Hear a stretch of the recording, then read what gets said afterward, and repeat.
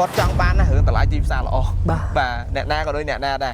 một nâng ban thò pin mà đấy những cư dương tiêm tia chấm nè đắng mình bên trên là thơ tam khi ta bay ở ban nó tới ba nó hay sắc xa pi đây không sắc xa pi cả thiên một đường thơ nhá đại chi là hồi đó một phá lá bà mà chỉ lúc dương như này off hai trên mà riêng tới mà riêng phải không cãi tích man tên bà chắc không về là đó Paul là vinh về ai tha dương so và hai chữประมาณvinh không mà chỉ lúc dương vay riêng từ smart nó cứ mà chỉ lúc bay kg bà không dương vay chỉ một chung tay mà đòn dương vay u từ một cứ bay đọt miếng coi dương ban bay kg đài hay dương côn từ không là lớn ní bắt cho bắn tim xa mà rách không mà có smooth từ lại ประมาณ bia chiên pi mơ đi rồi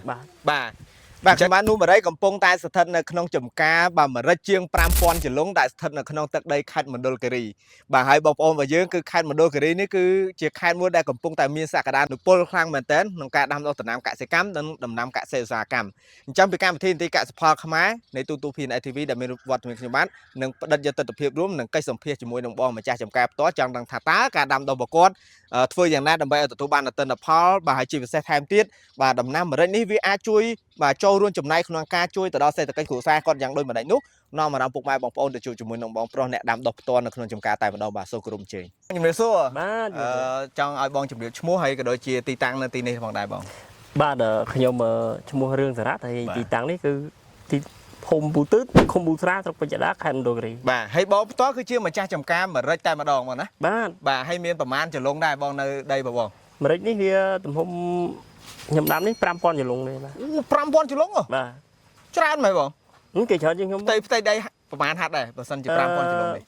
ផ្ទៃដីនេះ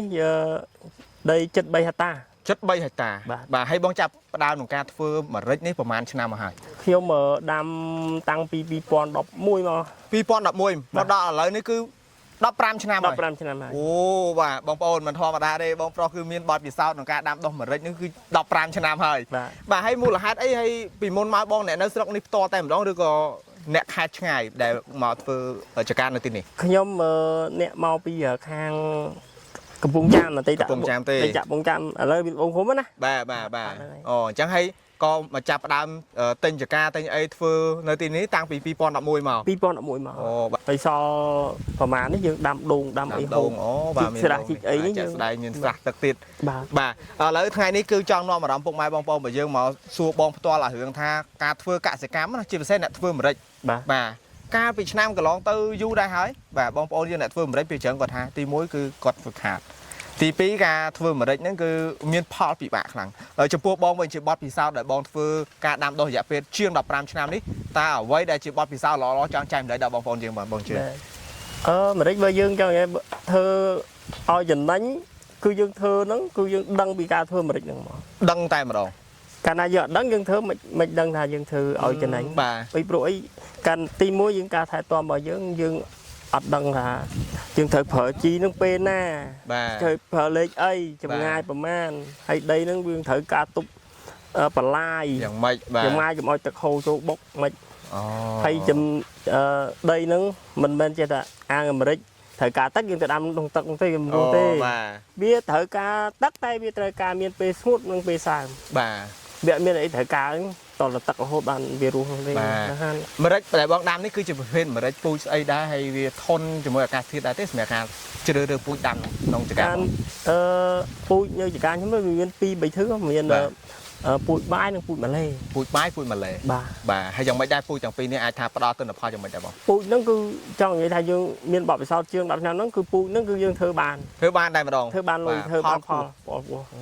បាទឥឡូវជួយបង្ហើបប្រាប់បងប្អូនយើងបន្តិចមើលថាតើការចំណាយពីមួយឆ្នាំទៅមួយឆ្នាំនៃការធ្វើម្រេចហ្នឹងបើយើងទូទាត់គ្នាទៅយើងគិតថាយើងអាចទទួលបានចំណូលមកវិញប្រហែលម៉ានដែរបងការចំណាយរបស់យើងយើងគិតមើលតម្រាំពីពេលដាក់ជីរហូតដល់មកប្រមូលផលបាទមកចលងយើងចំណាយអស់ហើយយើងមករៀលទៅមករៀល5កែតិចមែនតើបាទហើយchắcក្នុងពេលដែលផ្ដល់ផលទៅវិញវាអាចថាយើងសល់ប្រហែលជាប្រហែលវិញបងមកចលងយើងវាយរៀបទៅស្មើហ្នឹងគឺមួយចលង3 គីឡូក្រាមបាទ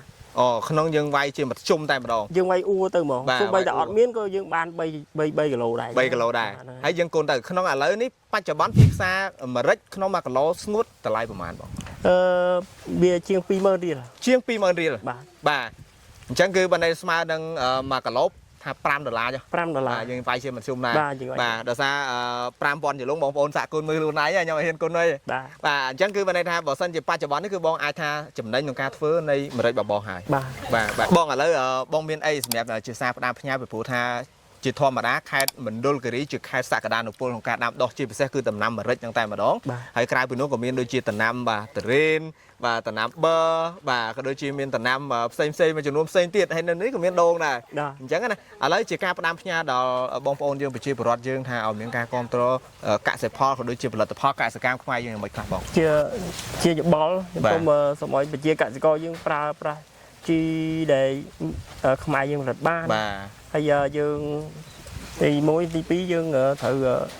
ដឹងពីការប្រើប្រាស់ជីថ្នាំកសិកម្មទាំងអស់តែមុននឹងបានផលពីម្រេចហ្នឹងគឺយើងទៀមទាចំណេះដឹងមិនមែនចេះតែធ្វើតាមគ្នាតាមឯងឲ្យបាននោះទេបាទនឹងឲ្យសិក្សាពីដីផងសិក្សាពីអាកាសធាតុមុននឹងធ្វើអញ្ចឹងបាទហើយពូជជាដើម បាទពូជហ្នឹងហើយបាទ ហើយមួយទៀតដូចជាកសិផលដែលដាំបានជួយគ្នាគ្រប់គ្រង បាទជួយគ្រប់គ្រងកសិផលរបស់យើងដើម្បីឲ្យជាតិយើងរឹងមាំទាំងអស់គ្នាបាទបាទអញ្ចឹងក្នុងនាមបងជាកសិករដែលដាំដុះបាទ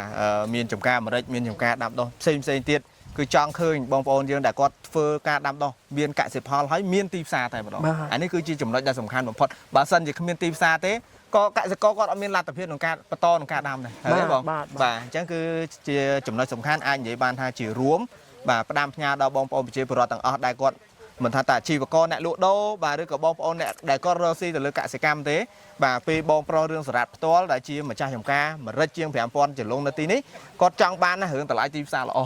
បាទអ្នកណាក៏ដូចអ្នកណាដែរអរគុណច្រើនបងហើយកម្មវិធីបាទទីកសិផលខ្មែររបស់យើងក៏អរគុណសម្រាប់បងប្អូនដែលតែងតែតាមដានទស្សនាក្នុងកម្មវិធីរបស់យើងជួយចុច like ចុច share បាទហើយគិតថាជាគំនិតល្អបងប្អូនយើងអាចធ្វើការបាទចូលរួមចំណែកក្នុងការជួយបាទ